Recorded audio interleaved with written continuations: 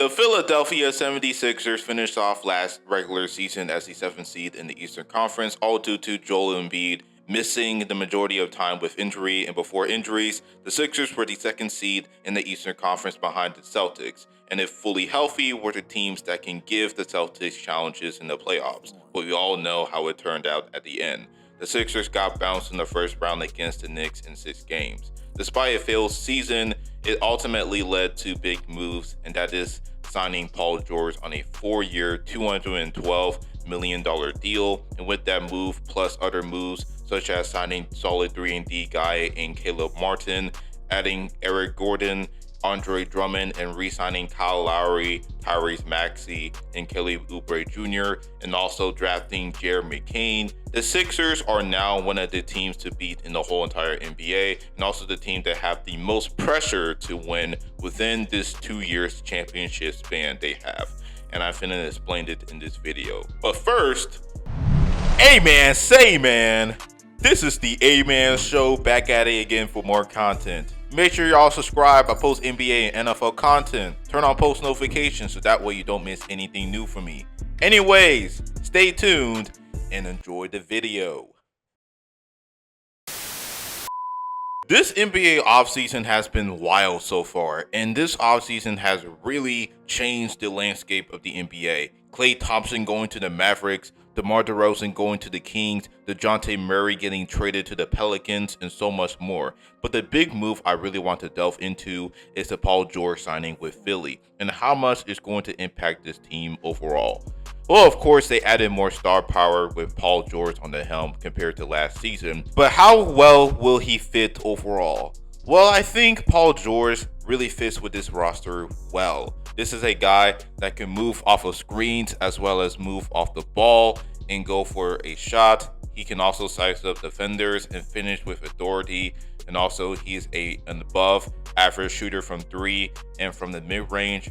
While he's not that as great defensively compared to previous seasons, he is still a really good defensive player. Better than Harden was while at Philly. So you pretty much get a great offensive player minus the playmaking, but plus defensively. Now, mentioning the guys such as Kyle Lowry and Jared McCain, if the Sixers hadn't gone these guys, then the big three will probably be really stagnant because they don't have playmakers that can make consistent reads to make the big three efficient. So with that being said, the Sixers have probably the 2nd most balanced roster in the NBA, right behind the Celtics, of course. They have the shooting, they have guys that can switch onto 1 through 4 positions on the perimeter. Although they did give up a shitload of depth, such as Buddy Hield, Nicholas Batum, Mo Bamba, Anthony Melton, really solid players that they let go, but they did retool by signing KJ Martin, Andre Drummond, a really good signing in Caleb Martin and Eric Gordon. Basically, you have one of the more deeper rosters in the NBA, and there's really no excuses for Joel Embiid, especially to not go deep into the playoffs with this roster. I mean, this is the best roster he had on paper, maybe in his entire career. And also, he has Nick Nurse as his coach, who has proven to be an above average coach and even won a championship. And not many coaches in this league today have won a chip. So Joel Embiid has literally everything he needed to go toe-to-toe against any team in the NBA. And for him to fail, not just winning a chip, but not even getting out of the 2nd round, is a big failure and is a major stain in his legacy. Joel Embiid has been in the league for at least a decade now. He has won an MVP, undeservingly so, but I'm not going to get into it. But he won an MVP, made multiple All-NBA teams, has been one of the most dominant players in the regular season for quite some time, and he has yet to make an appearance in the conference final. And the majority of this is him being one of the biggest playoff chokers in league history.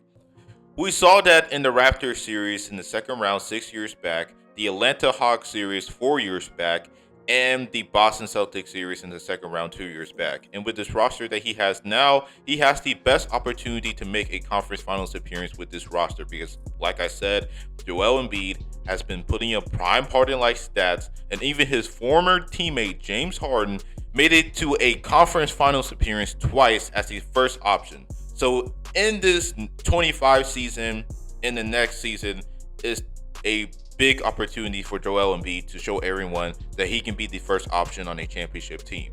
2 years is not that big of a championship window because Embiid's new teammate, Paul George, is 34 years old, and we don't know how good he's going to be when he's 35 or 36 years old, if he's going to play at a star level, even if he has the best opportunity for him to win a ring.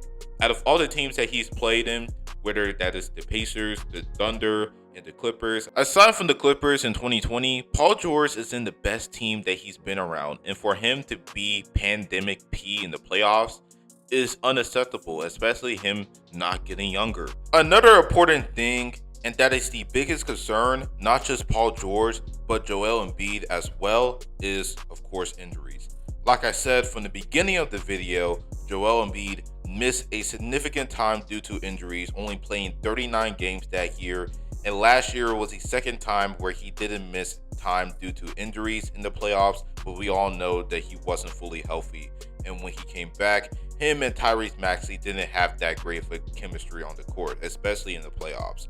Before then, Joel Embiid, throughout his career, has dealt with injuries in the regular season, in the playoffs, only playing 60 or above total games 4 times in his career. And as for Paul George, it's been worse, missing the entire season in the 15th season, and in LA, never played above 56 games until last season, including the playoffs 2 seasons ago where he missed the entire time in the first round against the Suns.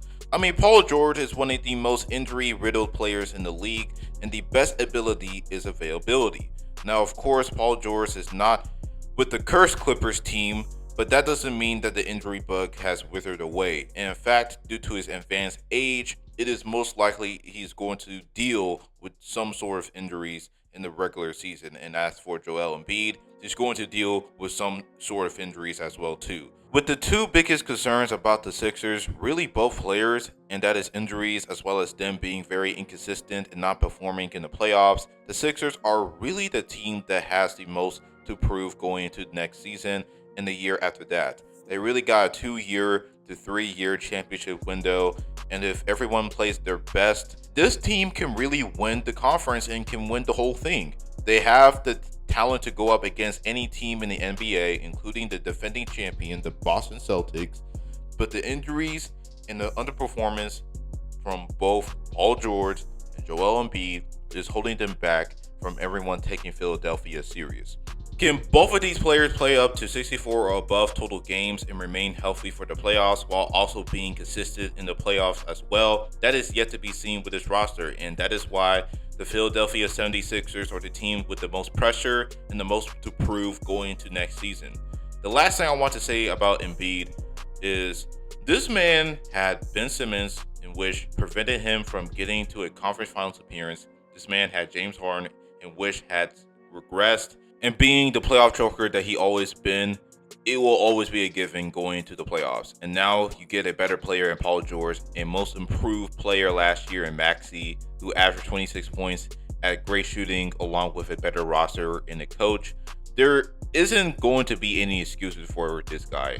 And if Joel Embiid fails to make a conference finals appearance, not just next season, but the season after the next, and the season after the next season, then this will have a more significant stain in his legacy, a stain that will view his career as a historically great regular season player, but a historically heinous playoff performer who can't get out of the second round.